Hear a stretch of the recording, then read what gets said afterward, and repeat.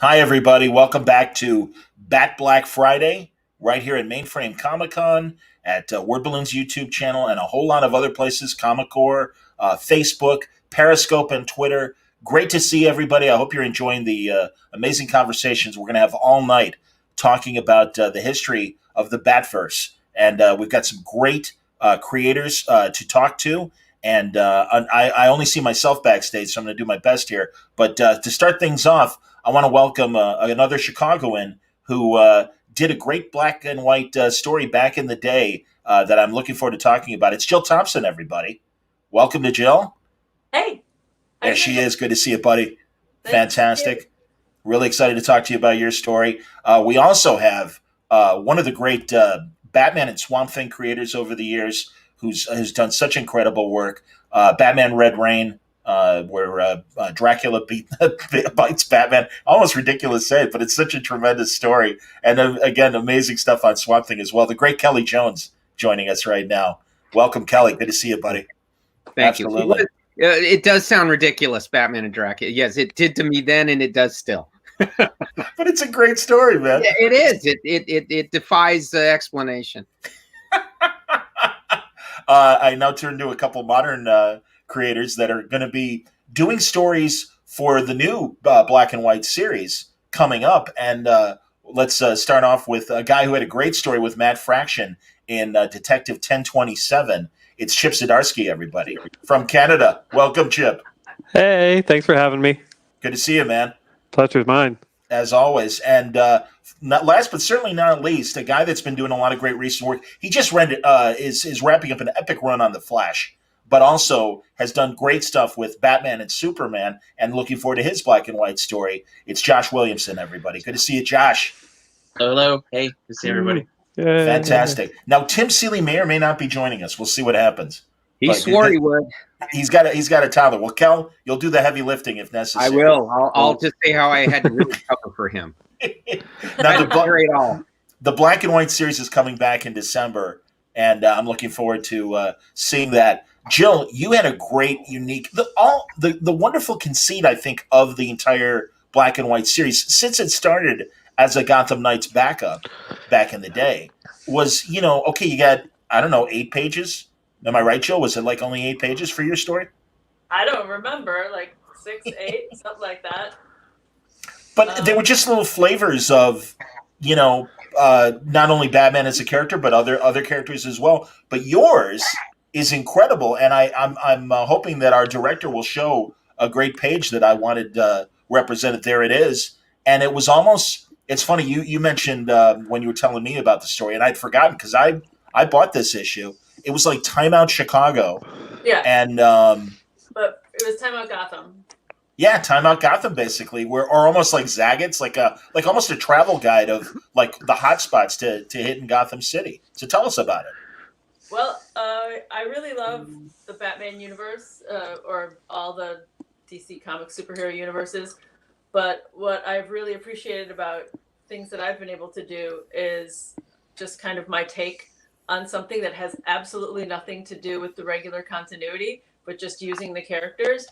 So one of the things I like to think about is if you live in a city where there are superheroes, or there's a superhero like Batman, and Gotham City is such an iconic, great, dark city that I'm not sure.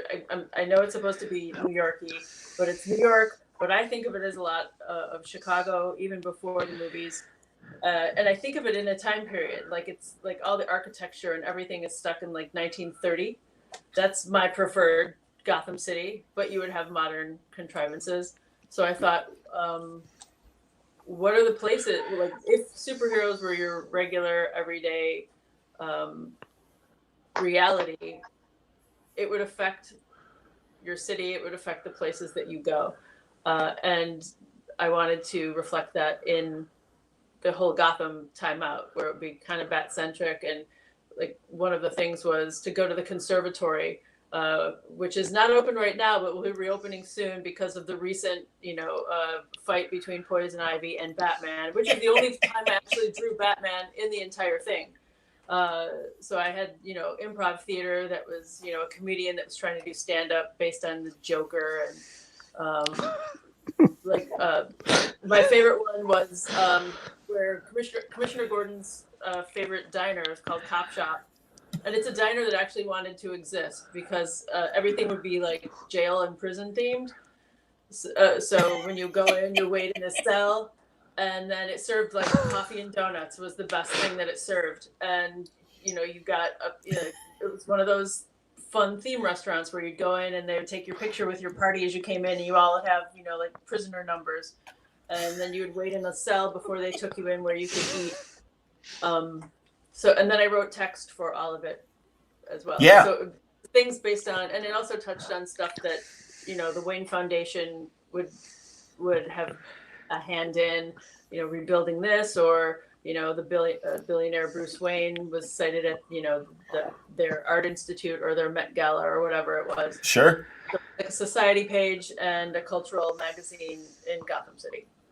I loved the diner because I live right by. It's Chief. It's not Chief O'Hara. It's a fire department. Chief O'Neill's? Say it again, Jill. You live by Chief O'Neill's? I do live by Chief O'Neill's. And exactly, it's totally fire department themed. They've got great, unbelievable artifacts from fire departments from the turn of the century, 1900, and great old photos and old uniforms and stuff. And yeah, man, especially when I moved here, I immediately thought of your story because I just love that shot of Jim Gordon with the coffee cup in his hand, just chilling out and happy and stuff. It's great. And also your conservatory reminded me of Garfield Park, and of course Lincoln Park too.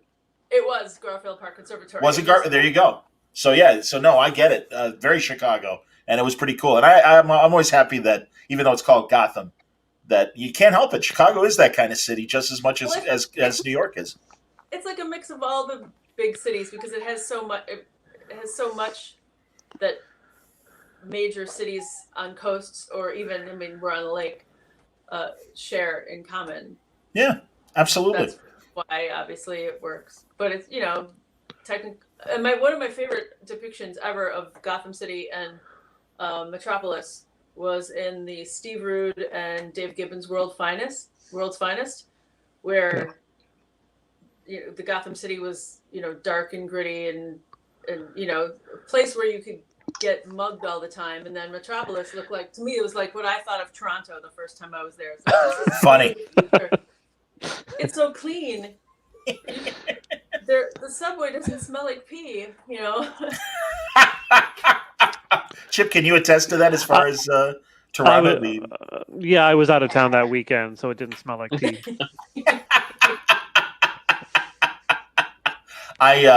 Kel, remind me of your black and white story, and shame on me, I didn't grab an image for it. Because didn't you do one in the past as well? Not me. Oh, No. I thought you had. No. Every time they had called me, I was involved in something with Batman anyway. So I was always pretty busy. And so they got a hold of me a few months ago and said that they were starting it up again, and would I do one in the first issue of this new incarnation. And at that point, because they'd asked me about 4 or 5 times, and every time I was in the middle of a deadline thing. So this one, I actually, because they asked it with enough time, I was able to do it. And that's the one that Ted wrote. That's awesome. Yeah, I've just texted Tim again. We'll see if he can join us. But in the meantime, okay. I don't know what you can tell us about your story. Well, it's fairly good. It actually, I didn't have to carry him after all. Tim, no, he wrote a terrific ghost story with Batman. And he had Zatanna in it and the Demon in it. And obviously, he wanted my take on Gotham. And he might, I don't know if he'd heard, I'd always gone around DC saying that I'd made Gotham kind of the main character for me when I was doing it. And because I always saw it as, and he let me do this, I'd always seen it, Gotham is like Shirley Jackson's Hill House. It's a town that was born bad. And the anomaly is anything good ever happens. And that was Thomas Wayne and then Bruce Wayne, and all those things were incorporated. And I said, normal people, there are no normal people there, and that's why that's the anomaly. So it just gives me a chance to do, and kind of like Jill, I see it as a 30s or 40s town, but I don't mind having a absolute modern technology next to a hook and ladder phone. Same. Yeah, I just whatever works for the moment is going to work, because if you have a character without superpowers, you can have a city that has no logic whatsoever to it. You can get logic from all the other books. I don't come to Batman for that, So I think it's helpful to people wanting to write. I mean, I had a whole thing in my head of what Gotham was that I never told DC. I saw him, Batman, as a villain, that people would think he's a villain. Why would they know he's a good guy? He's just the one they never catch. And he's so bad, they do a signal in the sky to warn everyone to get the hell inside because they can't, So That's that great. was my take. That was always my take was, and if you saw him fighting a bad dude, it was over territory. That's the only reason it could be. But he was the only guy who never went to Arkham, That's fantastic. Absolutely. Yeah. No, and I just talked to Matt Wagner, and he made the same point that you and Jill did in terms of that the characters always work best in the era in which they were created. Yeah. And his most blatant example is if you try to do a modern day Zorro, I suppose you'd have to put him on a motorcycle. Well, Matt's just a film noir nut, and that's why he's wonderful with that stuff. And one of the things I always liked that he did was he was unrepentantly going to keep him in that.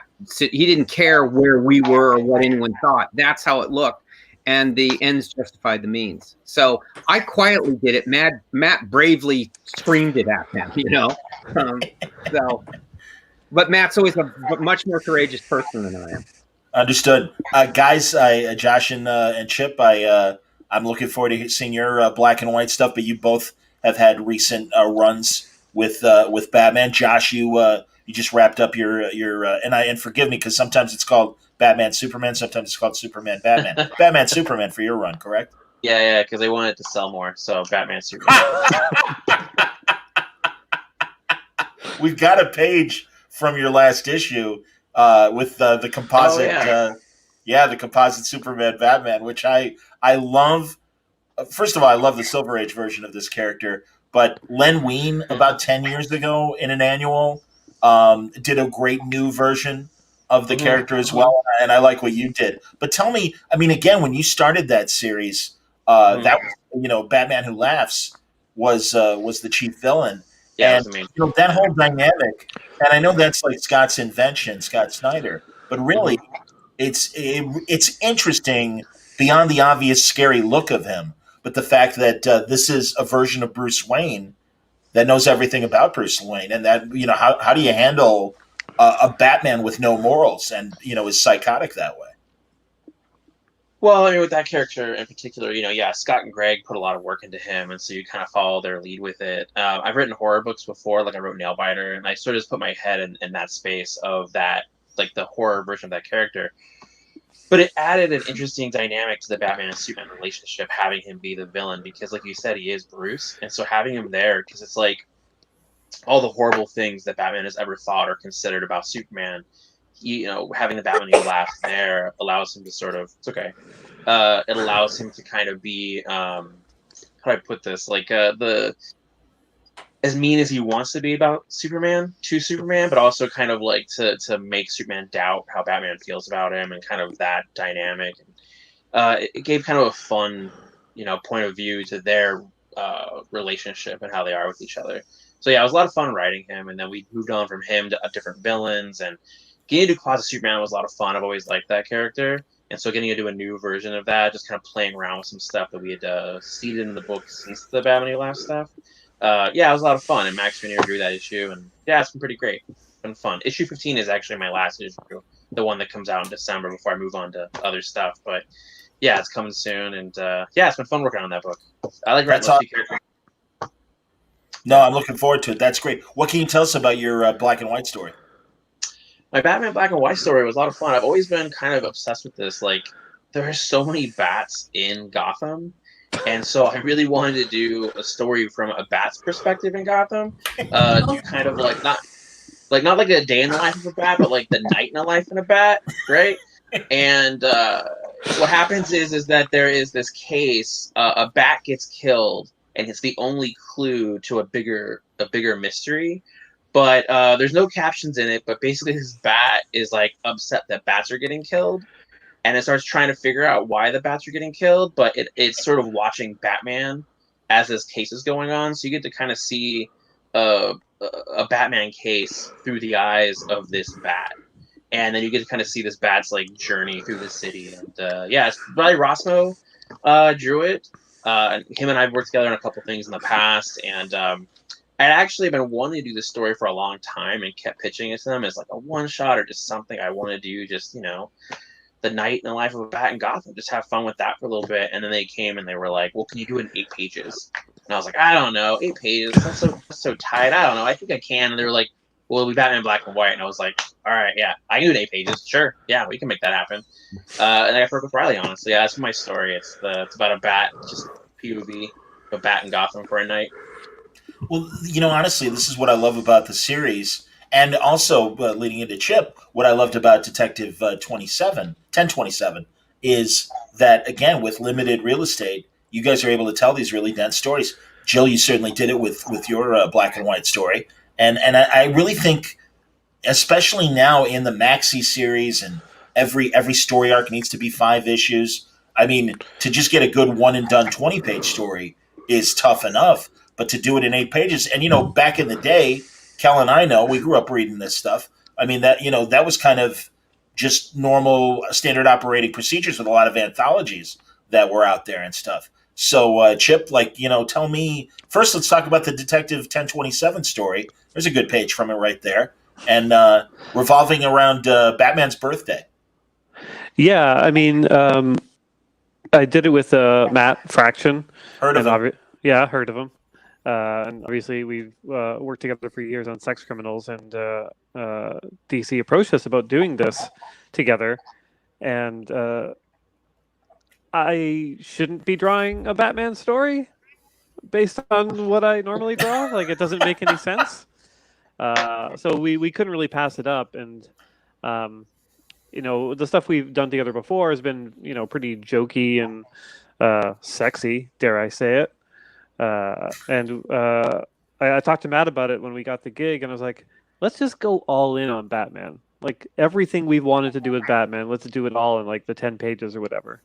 And so Matt came up with an amazing script. It just kind of took place all throughout Batman's life at different eras. So I could kind of like draw like that year 1 Batman, the Neil Adams kind of 70s Batman, a bit of a Dark Knight Batman, and just kind of go to town on it, which was super, super fun.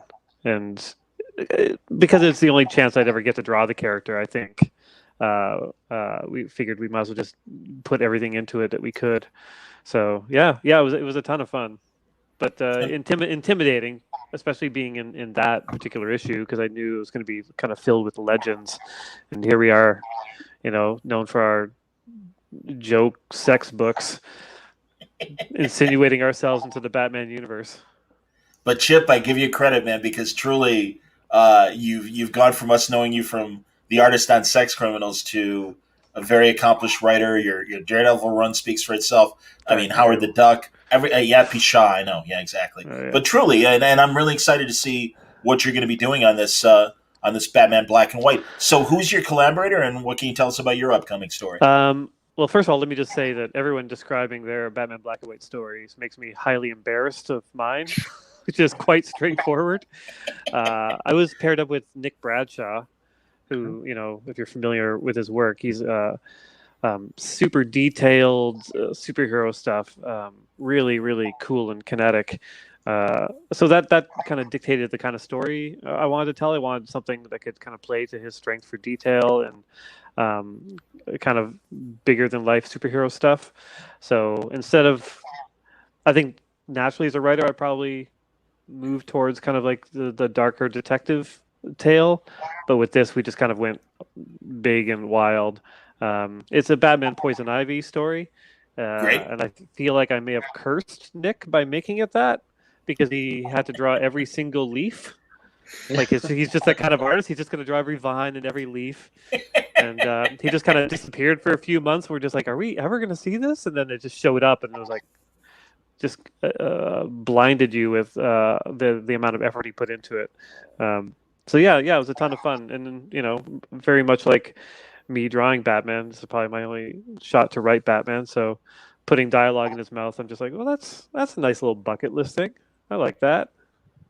That's awesome. Jill, who was your editor when you wrote your story? Oh, why are you asking me things like this? Why? Because it's it's a test. You know that. And I have a big fail on this test because I don't remember who my editor was at the time. It might, because I was trying to think if it was because I know the series of black and white stories. It was a long time ago that I did this. Forgive me. I know, buddy. 10 years ago. So because I was at a different, I'm trying to remember because I was at a studio I shared with Tony Akins. So I was like, okay, what other things did I work on? Okay, so I had been working on Death at Death's Door and Little Emma's Storybook. Okay, so then I was working on Batman thing. Who were Was the it editors Shrek? at that time? Maybe No. Bob Schreck? Well, No. Archie Goodwin did the No, the I know it original wasn't ones. Archie. Right, and that's what I was going to say. I didn't think it was Archie because Jill's in volume 3. Okay, yeah. Andy Helfer? Don't remember. That's all right. I don't even remember the editors. I wrote things, finished it, sent it away. And they obviously, they liked it. They were happy with what you did, obviously. So that's cool. Yeah. No, I was just interested in the possible other. Very much. Yeah, sorry, buddy. No, but honestly, I was just interested in whoever has been, editing the various black and whites over the years. And yeah, like you said, I mean, it did start with Archie. So no, you're absolutely right about that. But and just in general, bad editors that you've all worked with and stuff. So Kelly, what Right? who That's bad. say again, buddy? You said bad or bad? BAD, right? I didn't hear you. I'm sorry. You said BAT, not BAD. Yes, bat editors. I thought Indeed, it was like, of course. wow. Not bad editors. No. Yeah, I heard bad That's- editors too, and I was like, all right, we're doing this. No, let's get Yeah, into exactly. it. Yeah. Give me the worst editors you guys had. Absolutely. No. It's Bat Black Friday, not Bad Black Friday. Definitely. So no, yeah, I'm interested in the other Bat editors that you guys have all dealt with. Kelly, who was your primary Bat editor?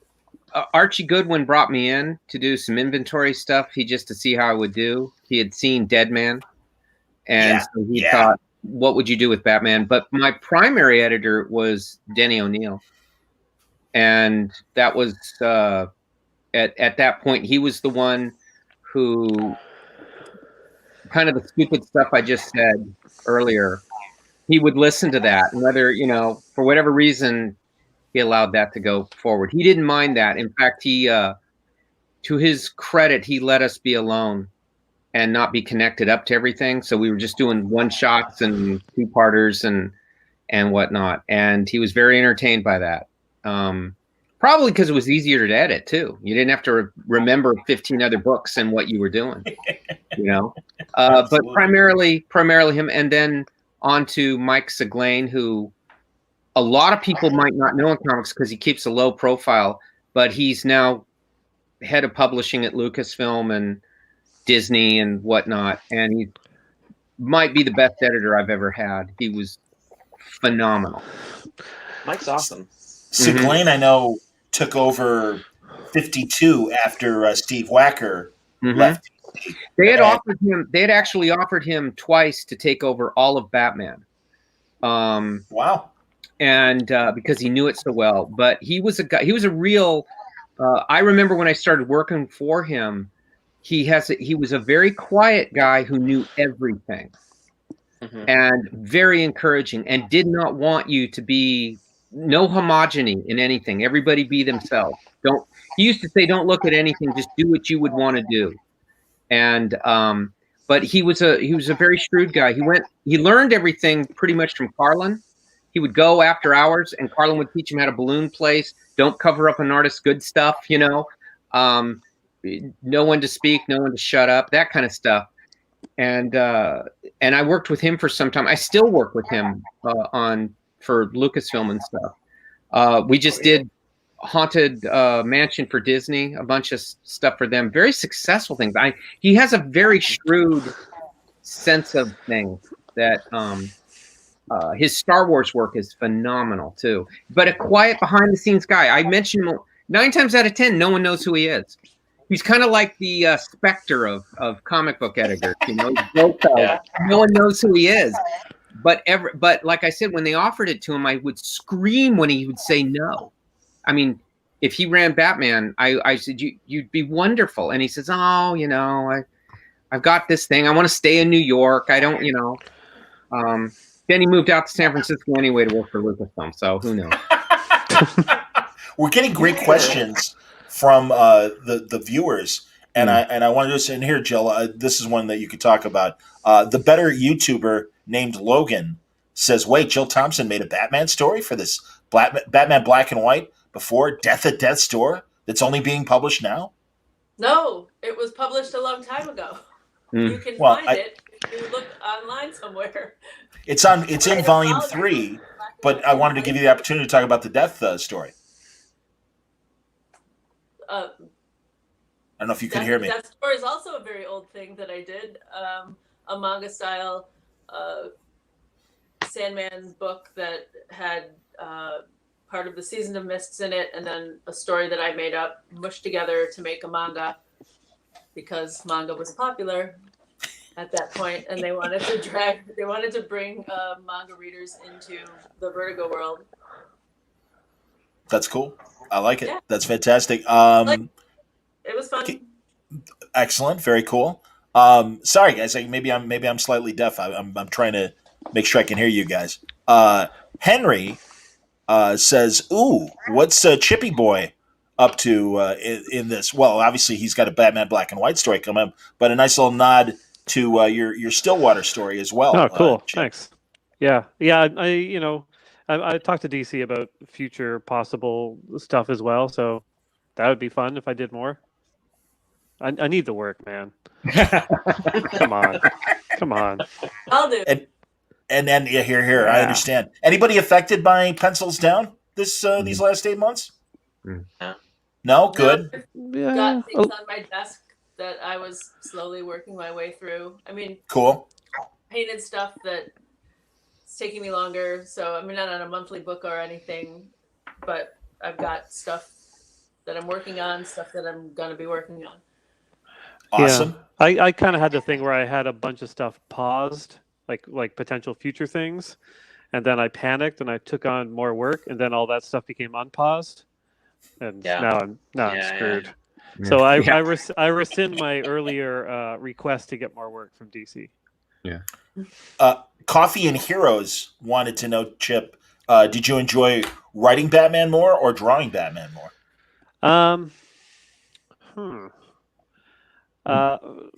Writing is much easier. Much easier. I highly recommend every artist just write. You can get stuff done so quickly. The Batman drawing that story was a ton of pressure, and I didn't really feel like I was up to the task. So the pages took 2 to 3 times as long as a sex criminals page. I'm happy with the end result, but I recall how long it took, and I was like, oh man, like that's rough. I always forget how long it takes to draw a comic. Yeah. I don't know. Do you have that as well, Jill and Kel? Like, where you have short-term emotional memory? I have to say, where I learned to draw, really, even though I've been drawing a long time, was when they put me on Monthly Batman, which is a meat grinder. Yeah. And that's where I learned to draw. Yeah. Where they just said you have 24 days and you have to be in. And there's no do-overs, no, I'm going to spend no drawing every Ivy on Poison Ivy. No. And that's where I really learned to draw and get to the point on every panel. Fear is a great motivator. It really is. Yeah, when you were around, it was tough because I would be around Archie or Denny and people who been through it, so there was no lies I could give, no bullshit. No. Like You we've just heard had them to all. get done. Yeah. Yeah. You know, Um, it's that Working famous on thing of something, art but- is abandoned, not finished. Yeah. Yeah, just get it done. Yeah. And Working I wouldn't on- look. In fact, I refused to look at my work during that period for about 15 years. Wow. I would just, if I could be happy with it that day. I didn't open the art boxes until they did I think Graffiti did a big book of my Batman stuff. And that's the first time I opened the art boxes. Jill, Wow. go ahead. You were gonna Yeah. comment on that. I was just going to agree with Kelly there, because when you're on a monthly book, it does help you cut to the chase Mhm. sometimes, because Yeah. you have to. Recently, I had to do that on something because, I mean, I've only added more jobs to my own repertoire. You know, it's like when I've collaborated with people, first I started out just penciling, then I was penciling and inking, then I wasn't satisfied with that. Then I started to shift over to the painting everything. So I was penciling and then painting stuff. And my style's gotten, I don't know, slower, I guess is the only way to describe Yeah. it. But then I write my own things too. And so I haven't, while I have learned to cut to the chase, when I've been asked to go back and just pencil and ink something, my brain doesn't think like that anymore. And it's sometimes harder for me to go back and just do black and white. That's Yeah. not a black and white painted thing where I have the luxury of tone. I can do something in black and white, like a monochrome painted thing, much quicker than I can pencil and ink it, and also way much quicker than I can paint it full color. So sometimes I really like to just work in black and white, or sepia, or a really dark indigo, just a value-based thing. That's when I can crank things out in a way that I thought I wouldn't be able to do anymore, and not in a bad way, but in a like, oh my god, I nailed that, and I did it fast. That's great, because I'm not fast at all, which is why I work on anything monthly, because Sure. I wouldn't be able to do it. So I like to create my own little, like, what do you think about Batman? Oh, I'm going to do this thing that's by itself. Or Wonder Woman, I'm going to do this. It has nothing to do with what's going on in the continuity, and just drop it down and see what happens afterwards. But that's great. I mean, honestly, and then we look forward to it. And then truly everything you guys are saying about deadline art. Pardon me, Jill, finish. I apologize. It's ideal. It's like my favorite thing to work. It's like, that's why you ask me who's editing what. It's like, I don't know. I work outside of the continuity of even editors, because I'm just off in the corner doing stuff, sending pages in, whatever, and then they have regular things that they're dealing with. So, I mean, my editors that I work with now are Daniel Shaven at Dark Horse, and then Jim Chadwick that I was working with at DC. That's and cool. I guess I would look to see if I could work with them again on the things that I'm working with now, because I don't Are know you anybody with Jim? With Jim, given that we're kind of doing a DC night here, I don't know if I'm not you're working with allowed to Jim talk right about now. it or not. I'm not working with Jim right now, but if I had something I wanted to do, I would present it to Jim or Marie, because technically they're the only people I know that are still there that I know. Yeah. Yeah. No, we understand Or- that. no. Absolutely. Because I wouldn't really know that anybody that's new in there, however the company is working right now, that anyone would know who I am, because I'm not working on a monthly title. I think they'd know who you are. Yeah, I think that. I don't know. I don't think so. Coffee and Heroes has a nice comment for Josh. He wants a dream crossover. The nail biter comes to Gotham. Oh, you know what? I'll try that. That's a good idea. I'll ask. There's precedent. I mean, Jeff Lemire did Black Hammer Justice League. Yeah. I've never asked it before. I'll ask. That's a good idea. Which has Batman in it. What's that? Yeah. It'll help sell it. And Oh, he's Wagner, Batman. Wagner got Batman Gretel going, so you never know. I know. Yeah, for sure. Yeah. That's definitely something. That'd be cool to do. So- Batman would go to anybody else's universe and do something. No Oh, question. yeah, for sure. Yeah, he's a vehicle for any story you want to tell easily. It's like Oh. always says. And then Jill, a nice compliment for Wonder Woman: The True American is perfect, Mr. DC. Oh, thank you. Coming from Or the True Mr. Amazon, excuse DC, me. Yeah. that's pretty impressive. And He's the head of DC, Mr. DC. Yeah, Mr. DC.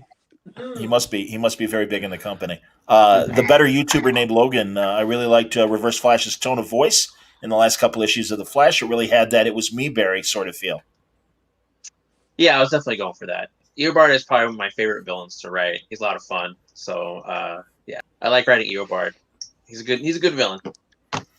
Excellent, very cool, Kelly. I'm so glad you mentioned your Dead Man story, because really one of those amazing things that you did back in the day, and such a different take on Dead Man. I mean, I love that classic design that Infantino came up with and Neil Adams did. I do too. You just can't compete with it, though. You know what I mean? It's like everyone knew Neil. So I tried a day drawing it normal, and the next day I hated it and thought all I thought of is I wish Neil was doing this. And so you just go a different direction. It was just take his name literally, and it kind of drew itself from that point.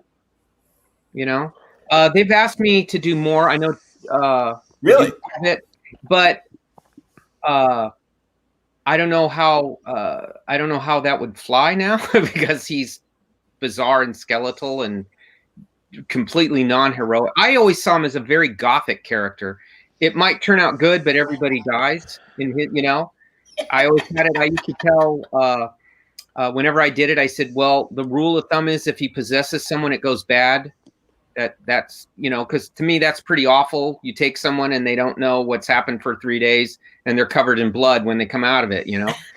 So I said that you just, it's gotta end bad. Everything's got to end bad. But I appreciate that. That was a real door opener for me, because that was my waiting to be fired for doing this without asking permission. And every few days I would expect that call to come in. What the hell have you done? We got to start again. And, you know, but they went for it and let it probably because they didn't care about Dead Man. Yeah, that helps. Sure. I think they just wanted to keep the copyright. In those days, you had to publish it so often to maintain it. Yeah. And it was, hey, it's in on time. Who cares? It's in an 8-page backup. On to the next. And but what happens? Sometimes you're lucky. Fans may not recognize it or notice it, but peers do. And so I started to get a lot of reaction from Len Wein got a hold of me, and Karen Berger got a hold of me. A lot of people started getting a hold of me over it and thinking I was thinking great thoughts when I never was. It was just desperation and fear because Neil Adams that's the only person there you can give credit to on it. Yeah. Sure. I was gonna ask Kel, how did Red Rain come about, since this is a Batman thing, and what was the reaction to it, and how did it affect you? Like, because it seemed pretty huge. It was Dead Man. Doug Mensch had liked Dead Man a lot, and we knew a mutual person, and he got a hold of me and he says, I have this idea for Batman. It was a message through someone that he would like to do Batman with me. And I never thought I would ever get a shot at Batman. So I thought, I'm going to get Batman and the Joker or the Penguin or something. And he called up or told me this silly thing about Batman and Dracula. And so, having no foresight or ability to tell a good idea or not, I just said, well, send it to me and I'll see what I think, you know? And he sent it to me and I was all thinking, how do I get out of this? How do I get out of this? You know, the major guy, I got to get out of this. And I was thinking of all the lies I could think. Maybe I can fake an injury or something. And, but I read this piece and it was huge. The proposal, I still have it. It's like 25, 30, 40 pages. It just goes on and on. Jeez. And I read about the first 2 pages or so and I loved it. It was unbelievably interesting. So I called up and said yes before I finished. I didn't think it would do that well, honestly. Not because I didn't believe in it, not because I didn't think it was coming out. It's that it was coming out the same weekend as Simon Bisley's Batman Judge Dredd. Oh, okay. I figured no one's going to care. And all I heard the whole time I was drawing is, boy, Kelly, you should see what Simon's doing, you know? and it was brilliant. I saw Simon's work and I thought, oh, man, okay. But when it came out, I will say I was the most shocked. I did see an advanced copy without the cover. And I thought Les Dorscheid's coloring was unbelievable. I hadn't seen any of it because you couldn't see them. They just would send it to you or not. and I could not believe Les Dorscheid's coloring. He had hand watercolored it, and what he had done with Steve Rude was so good that I was just great. I was going to tell him no anyway. But when I saw it, I thought, well, at least it looks good, and that'll be out because we'll be swamped by Simon. And the damn thing sold out the day or two after it came out. They were all gone, and I had to go on a little signing thing locally, and they had no books. I would go there, and there was no books to sign. Wow. No one had any books other than if you came in and you bought one. Good for you. And I to this day, I think I'm as shocked as that is the most shocking thing that ever happened. Maybe because for 9 months I thought nothing was going to happen. It was just I got Batman. I got to talk to Denny O'Neil on the phone. And all the little things that all these people. Doug Mensch was terribly intimidating to me because he had written Master Kung Fu and everything I ever liked as a kid. He was on it. So you know, there's a lot of dry heaving when they weren't looking because they were just these amazing people. But for it to do as well as it did, open door. It gave me Batman for 10 years. Yeah. You know? And it also gave me a lot of freedom because it wasn't written as bizarre as I drew it. I didn't know how to be straight with this stuff. I didn't know how to do it. I still don't really know how to do that. I'm always captured by boredom. I'm afraid of boredom. So when I get something, I go, well, how can I make this interesting today? Before you fire me, I'm always ready to be fired. And they just let it happen. And they thought I knew something after that. When I didn't know anything. They thought, so I let them think that, and they just let it happen. And no one knew. Nobody knew. I think I to this day am convinced Denny approved it just because Doug so wanted it. And they were old friends going way, way back. And that's the only thing I can figure. Unbelievable, man. It's amazing. And you came back to it, you know, there were subsequent stories. You didn't do them, Kelly? No, I did do it. I never thought it was always intended to never have a sequel. That's why it ended the way it did. Sure. And DC put a lot of pressure on Doug saying, well, it was like Charlton Heston with Planet of the Apes. You owe us one, so you got to do a sequel. And so I told Doug, well, it's got to be, don't embarrass me, man. Don't write something stupid or anything, because it has a lot to live up to. Luckily, he did very well on the sequels. He finally said no. I was always very pleased that they kept it in kind of their odd sideways canon at DC. They still do things with him. No one thought that. I mean, I was just glad that it was not embarrassing, because Batman and Dracula, that just sounded so silly then after Killing Joke and all these, you know, Arkham Asylum, all these serious heavy books, and then I get Batman and Dracula, and it sounded like Scooby-Doo. So I would love to see your take on Scooby-Doo, frankly. I would too. I would kill to do that. I got close. Archie had once said do scary Archie comics, and I got started with Len Wein, and but he passed, and so it went away. When Hot Dog becomes Cujo in the Archieverse. He said, do you want to do a really scary something like, and I had said something like Scooby-Doo or something. Yeah, I said, love doing that. It really is, when you pull off the mask, something worse, you know? That's awesome. That's fantastic. Chip, I want to know, and I don't even know guys, Chip and Josh and Kelly, who is the current Batman Black and White editor? It's Ben Abernathy. Yeah. It's Abernathy. Okay. Yeah. It's Abernathy.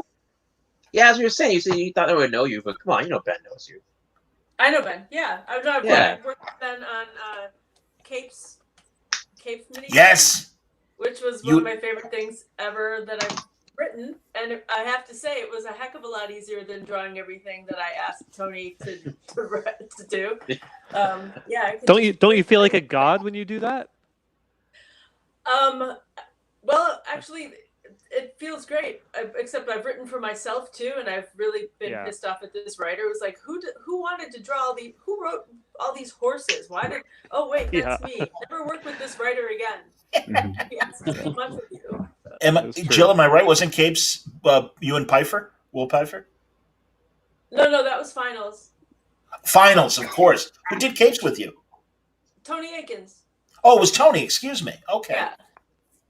And it was again a situation. I mean, I always loved Cops, the TV show Cops, with the criminals. So I approached it from that situation, but there were little vignettes, so it was actually, and then some story ideas that I would love to actually take further. I made up while I did that, but the Batman character, it was just a one-page spread of. I was like, what would happen if there were superheroes in Chicago? I was like, well, cops wouldn't like it at all. And we know how cops do when they don't like stuff. So it's like I had, I told Tony, it's like it's a Batmobile looking car and it's just pulled up right under the L downtown. So it's the overhead of like Wabash, where you've got the loop going all around downtown. So he's pulled off and he's coming out of an alley with like two. So it's a Batman looking villain, and he's got, superhero. He's got two villains he's dragging out by their necks or their collars or whatever, and he's gonna take them in. But the Batmobile is covered with like 75 tickets because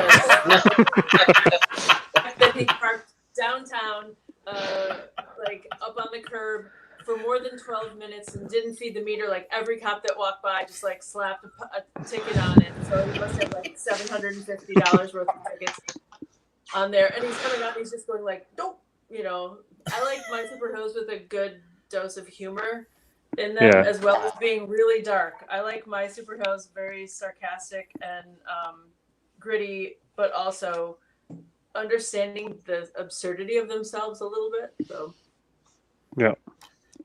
I get it. No, that's human nature, how human nature plays into all of that kind of stuff.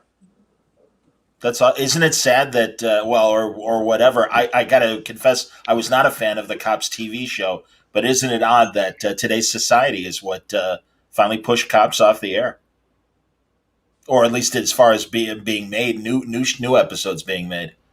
I think they're making new ones.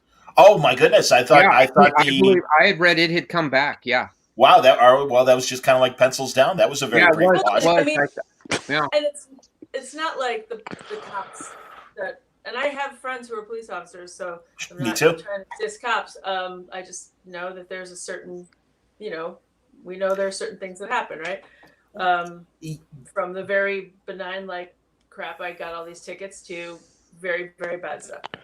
But, I mean, I don't think the new Cops TV show is going to be like, I mean, God, maybe it will be, and then that's going to set a precedent.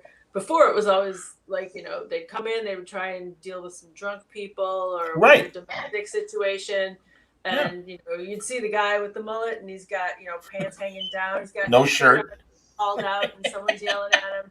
And the cops are keeping the peace. The show is like very like, thank you, cops, for coming. It's 100%. Like cops in the middle of, bashing protesters or something. Oh, no. But what if it is? Maybe it will be. Maybe it'll be like new style Cops.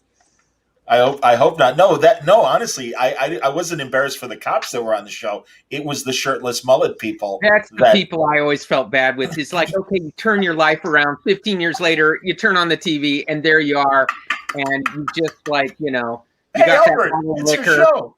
Yeah, you're vomiting and screaming, and they got you on the ground. I mean, but I changed my life, But there would be like if there was a real Batman, he would have to. I mean, these are the type of criminals he would be running into most of the time until suddenly he falls into oh God, the Joker's out of jail again or something. Because if he's fighting crime, it's not just all Riddler, Penguin, I always wanted to know why Gordon. I always wanted to know why Gordon, and I always used to say this when they'd have these bat things. I go, Gordon's this straight guy. He does everything you're supposed to do. He's the only honest cop there.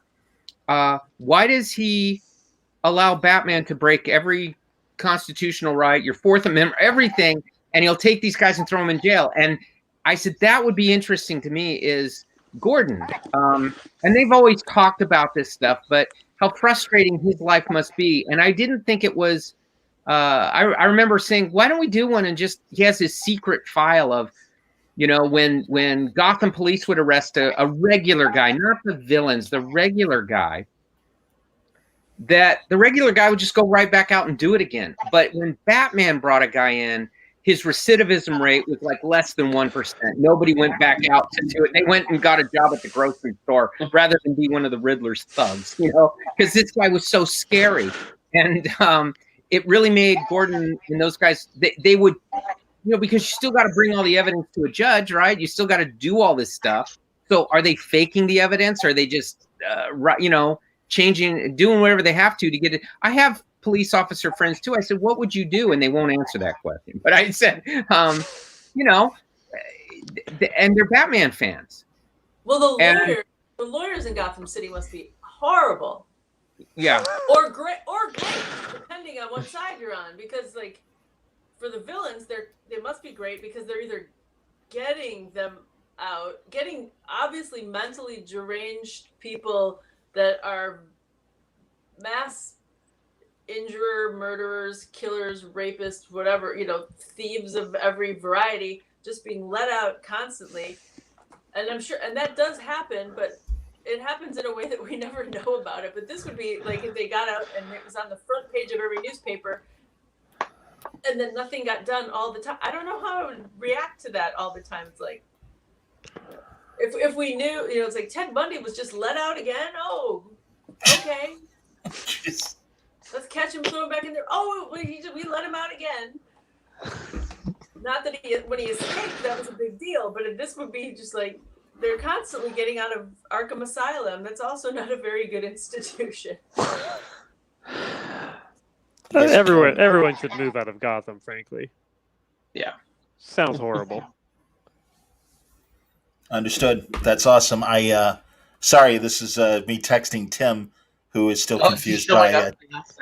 He's probably not going to make it, and that's okay. We're fine. I love where this conversation has gone. I think it's great, and by all means, guys, jump ball if you have other things to. Just tell Tim I really, really had to carry his weight through all this. There's no question. Just like our story together, it was all me having to handle it. He I guess could join the art panel, but I don't know how much he's drawn Batman, so I don't know if he will fit with Jason Fabok and David Finch. Let me ask everybody a question, please. As far as this is just an artist question. What's your favorite way to draw Batman? I like Batman like a Batman Year One style. Even though he's a billionaire, I tend to draw him because I like to think of the you must have a little something wrong with you to think that you can personally stop crime as your one dude kind of thing. And I like the stitched together like leather helmet where you can see the stitches and combat boots, something that looks like he made it before he had any money, but he's always had money. So, but I like that kind of version of him where it looks more homemade. Yeah, I mean, getting what they like to, how they like to draw him. Yeah, getting to draw the different versions in that one story, like the Mazzucchelli clean version is just so fun to draw. I love it where the utility belts are actual big pockets. I think that's kind of the gold standard. I do like drawing a nice hairy-chested, shirtless 70s Batman, though. Yeah. Don't get me wrong. I like a Dark Knight Batman because I feel he's like a chunky gargoyle dad bod of a Batman. Absolutely. Where like you don't want him to fall on you. You see him like Robin is swinging, Carrie Kelly's Robin is swinging around, but Batman, I always see him as like, he's up on top. Before he was always on top of the, buildings with his leg up doing what he did. And now it's like he's kind of over it like this, and then he's just let himself drop like a stone, hits somebody, and he's like, I'm so pissed you made me, move my arm. And those guys go to jail and they never come back. That's fantastic. Batman's such an elastic character in terms of drawing, and it's because of like the different eras, like whether it's 30s, 40s, 50s, and then you got like Adam West, and like there've been so many versions even just in other media that you could tap into as an artist. Yeah, there's no wrong way to draw Batman, which is great. Like, He the works so other characters, Superman. There's not a lot of options there, I don't think. But Batman, you can go all over the map with it. I always just saw him as a shape. I didn't really think of the details on him.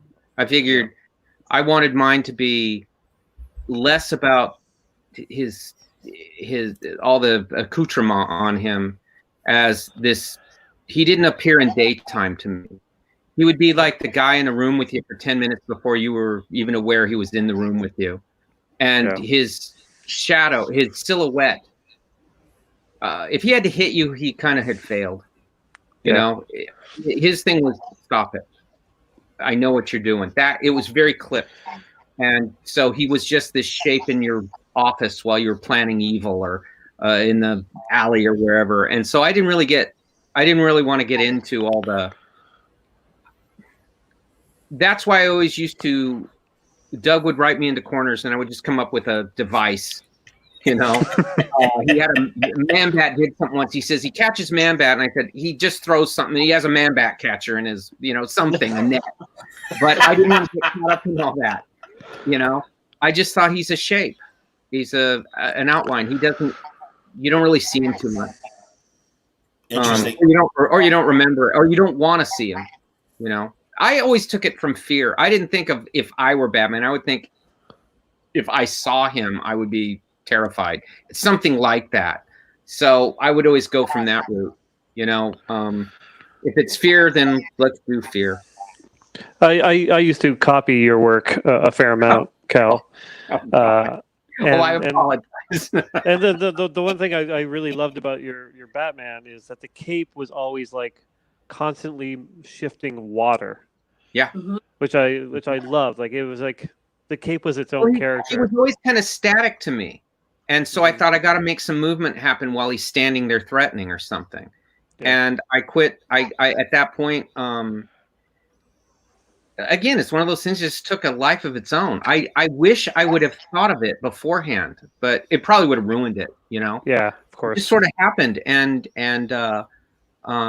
I appreciate that. That means a lot, because it's one of those things that the things that have happened that have worked for me have been organic. No one said, let's do this. It just sort of happened. Nobody stopped it, or they were too busy to stop it, because when I was doing Batman, all the other books were contained or connected, and we weren't. So they kind of just threw up their hands and said, do whatever you want. And finally, when they said, we're going to connect you up, we want you to do a last year. I said I would do one more year, and I thought we would, but then they said, but you have to be connected. Our last year was, if anyone remembers, we had a little guy who had a marionette, a little puppet guy, and you'd always see him in the backgrounds on a panel here or there every so often. And that was our setup for the last year. He was the guy who knew everything. He knew everything, but he had also made these things happen. If the Joker was doing something, he had manipulated the Joker as much and knew about everything. And that was what we were going to do as our final thing. Sadly, Mark Doyle was going to do that with us, but Mark is now gone. Yeah. But he had inquired about that. A lot of people had always asked, what is that little guy? I said he was there for a reason. And it was something Doug and I and John Beatty had discussed for a long time, that these things were not random that were happening. And then the final one, we would say who he was, why this was happening, and all that kind of stuff. But, DC wasn't impressed with that 25 years or 20 years ago. But luckily, a lot of the goofy people who were reading them, who got into comics, remembered that. So I remember Scott Snyder wanted to do something with that, and Jeff Johns remembered it, and everyone remembered. And we never focused on it. We never said anything. We just showed this one little panel here or there. Interesting. So that was going to be the guy. So the prior 3 years, there would be all these little things that happened would all be dealt with in the final year. And that was going to be our magnum opus, and then we would leave and never be seen again. Now, if I make two things. One, we're getting close to the top of the hour. I do have a couple fan questions I want to get to, but I'll let people know Art of the Bat is starting right at the top of the hour. and that's Amy Dallin talking to Jason Fabok, who drew 3 Jokers, David Finch, who has had several runs on Batman, much like the panel, some of the panel here, and also the fact that again, we've got more live panels throughout the night. But while we've got, and again, it's on a separate link, so go to mainframecomiccon.com or the other platforms, and you'll be able to jump on that panel. But if you are staying with us, I do want to acknowledge a couple things. The Schmo says Dave McKean and Kelly drew the scariest Batman. Beautiful work. And then also the better YouTuber named Logan had a Josh question that in Flash 761, there's a splash page of Wally West saying, "Find me, Barry." When does this occur in continuity? Flash forward? It takes place between the end of Flash Forward and Death Metal #1. It's in that zone there. Okay. When you're trapped in the Death Metal world, all this stuff is happening. I love a classic continuity question. Yeah. I know the Flash stuff. That stuff I have down pretty good. Yeah. So that I can answer. Well, to wrap up, guys, I'm interested as we're talking about art and everything. Favorite bad artist, if we'll go around the horn. Oh, that's tough. Marshall Yeah, Rogers. Kelly. To me. Everything was around Marshall Rogers to me. I think for a guy who handled it a handful of times, he made me a Batman fan, a DC Comics fan, and a Batman fan. And I thought he was maybe the best I have ever seen at doing it. He could take the silly stuff and make it very. He's the first guy who did the Joker unbelievably good. And no, I still go back and marvel at his work. Gone too soon. Yeah, absolutely. And he and Englehart, it was a romance comic when they were doing it, which is they did not cool. know each other. Englehart wrote him and moved to Spain. He never knew Marshall even got the scripts. Wow. And he only saw them when he got back. And an unsung hero in their collaboration, and I love pointing this out because everybody hates Vinnie Coletta, but when they wanted to take them off the art team off the book or the whole team, Vinnie Coletta stepped up and told DC management, "Let these guys finish their story. They're telling an amazing story." Well, I think Terry Austin had told me, because I'm completely fanatical over this, and Terry Austin had told me it's the reason he went to go work at Marvel was he thought they were doing this incredible thing. Obviously they were. And Marshall didn't care. Marshall had no trouble with them upset with it because he knew what he got and he knew it was going to be around and last. And I was lucky. I met him as a kid, just having him sign the book. And I was there when he met. It was in Oakland. And I was there when he got to meet up with Steve Englehart. The first time they got together for the book. Englehart was selling his collection. He lived in the Bay Area. He was selling his comic book collection. And they were set up near each other. And it was a big moment. But Marshall didn't care. He was fine if they didn't like it. He knew it was good. I made the mistake once of saying how good it was at my first Batman thing, and it was like still a verboten subject. Wow! But I just did say they did what we're doing here. Who's your favorite? And they were all saying whatever, and I said, Marshall. Luckily, Denny was there, and he had worked with him. And I said, well, then I'm going to stop this whole whatever we're doing, and I have to know how you did these stories with him. They were brilliant. But he is the guy. That's awesome. Jill, have you thought of a Batman? Do you have a Batman artist that you like? I like so many people. It's like hard to. You can do a list. That's cool. Pinpoint one. I mean, if I'm thinking about Batmans that I like the best, I would say David Mazzucchelli. Mm-hmm. Sure. Yeah. Mm-hmm. And then I'm like Batman animated series. It was is always straight up there. So I guess you would say Bruce Timm then because of the look of that. Yep. And then Dark Knight. I mean, these are all huge iconic things, but I mean, I think Batman is a character that so many people. Oh, Brian, would you like to be on TV? I mean, on the internet, come up. Where if you like the way someone draws Batman, that becomes, so sometimes it's like Steve Rude's Batman and World's Finest is one of my favorites because I love how he draws everything.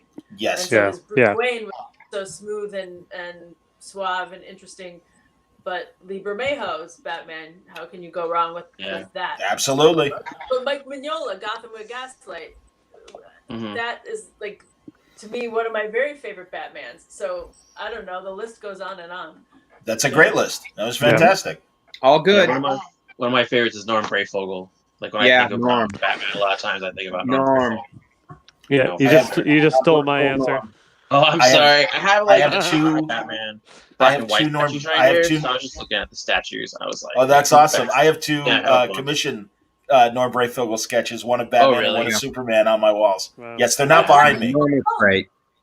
Who'd you just say, Jill? I'm thinking about Paul Pope. Sure. Oh yeah. It's all right, Jill. There's no wrong answer. This is good. There are no wrong answers.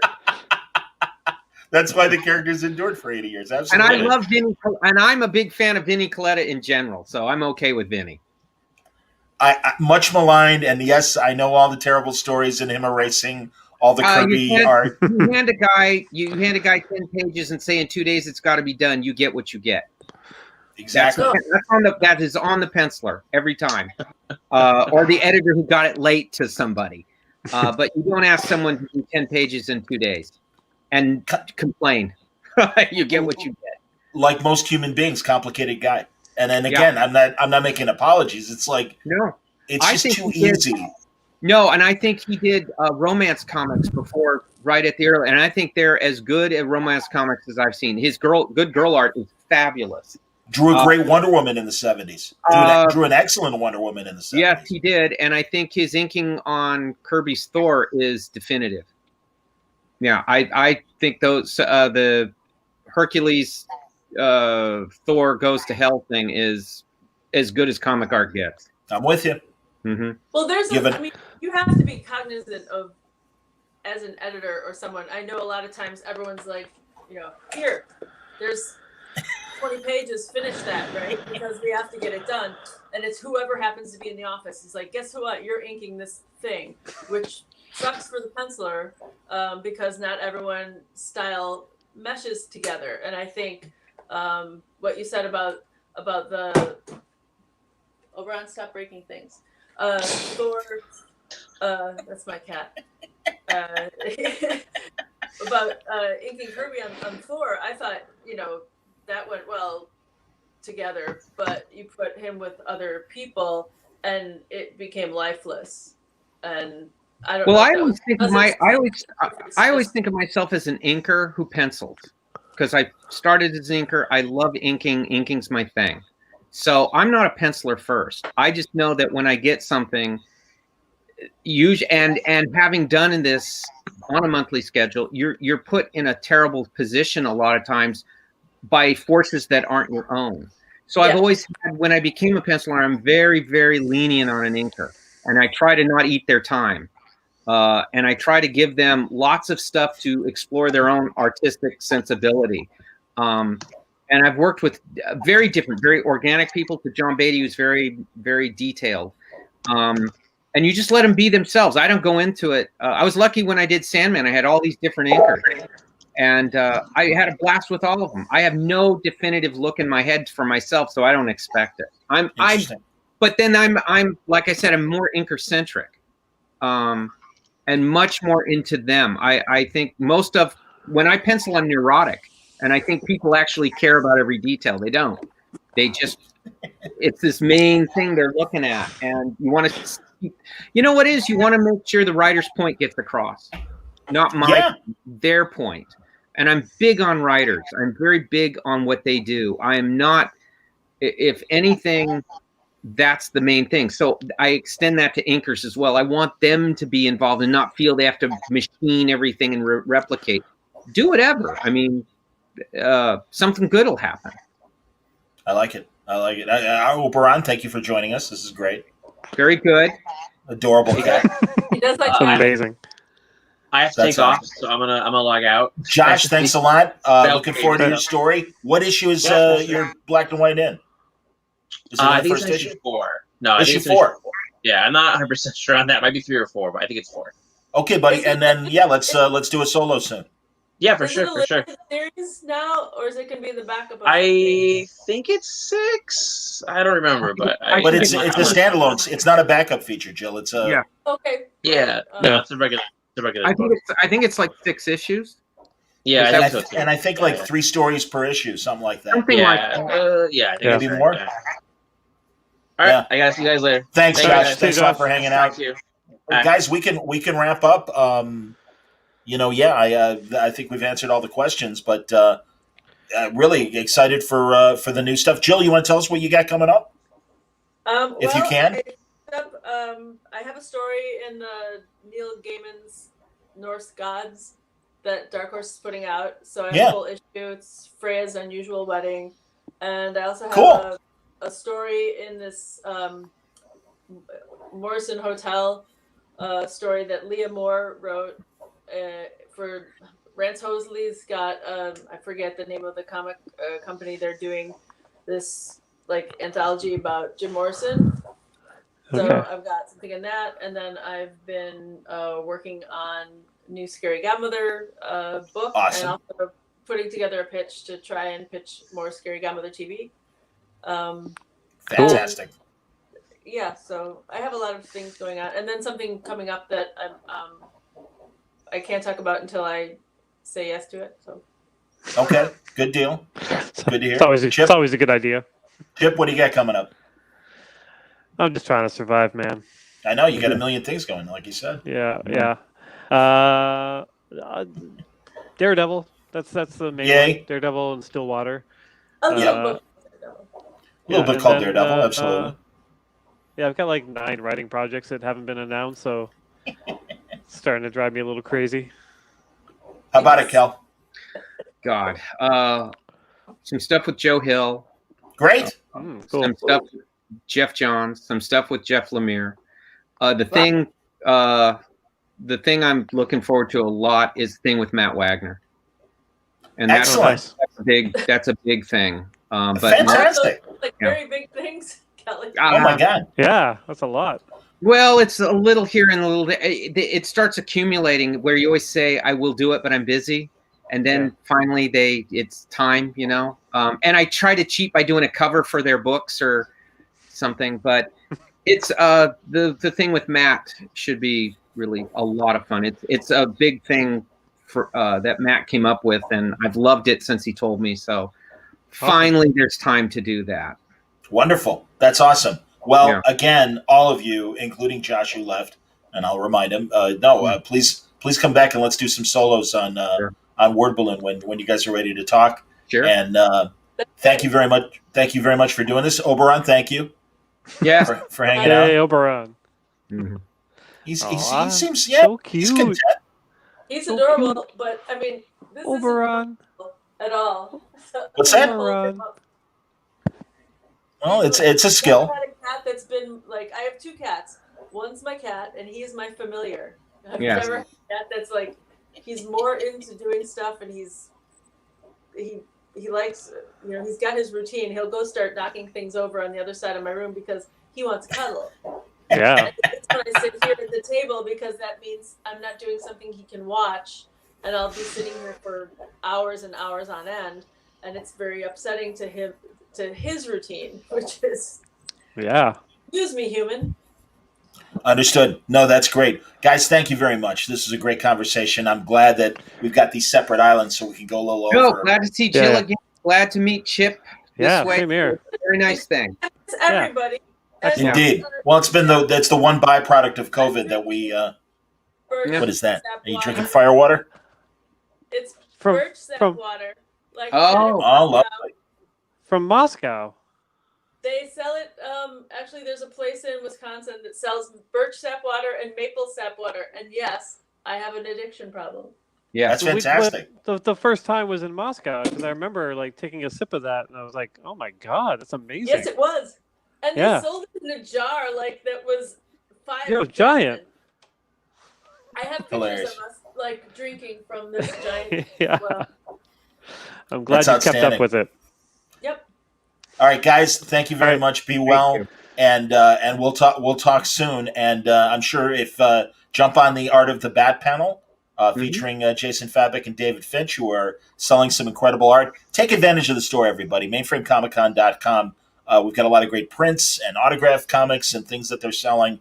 And I will talk to you at the top of the next hour as we do the Batman Catwoman panel with Tom King, Clay Mann, and Mitch Gerrits. But thanks, everybody, for watching. Stay safe, stay happy, stay healthy. Thank you, guys. All right, see you later. Bye. Black Friday comic book deals are now available at mainframecomiccon.com. Like this David Finch exclusive variant starting at only $30. Limited edition prints autographed and shipped to you from only $45. Mail-in signatures and CGC grading available for your personal comic book collection. And impossible to find comic book posters all signed by the top names at DC. This is a limited time offer, so head on over to mainframecomiccon.com and pick up yours today.